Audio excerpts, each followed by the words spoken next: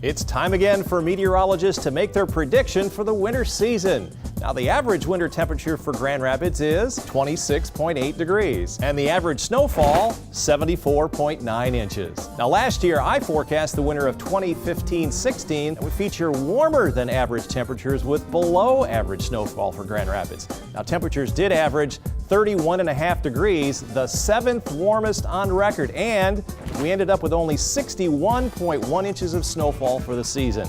So what about this year? First off, there's this thing called the Arctic Oscillation, and right now it's causing colder temperatures and more snow cover than usual in Siberia. Why does snow in Siberia matter to us? Stay tuned and I'll show you. Second, Arctic sea ice is well below normal. That usually leads to a colder forecast. Why? Well, that snow cover I mentioned earlier, paired with the low Arctic sea ice, strengthens a high pressure area over Siberia. That high pressure area leads to a weaker polar vortex. Remember the polar vortex? That's that whirlpool of air spinning up close to the North Pole. When the polar vortex is weak, it eases its hold on the jet stream. It lets it cross the polar region and heads further south, wham, right into eastern North America. And lastly, a weak La Nina is expected this winter. And statistically speaking, since 1950, 9 out of those 11 La Nina winters have been colder, with snowfall split right down the middle.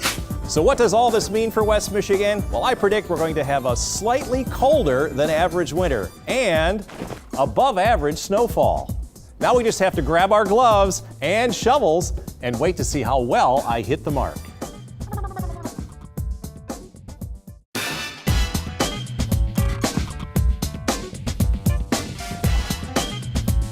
It's about to get chilly here in West Michigan, so we thought we'd look back at some cold weather facts for Grand Rapids.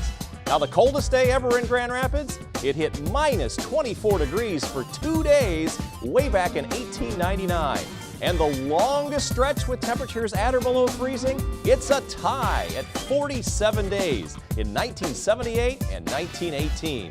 On average, the low temperature is at or below freezing for 126 days each year. That's over a third of the calendar.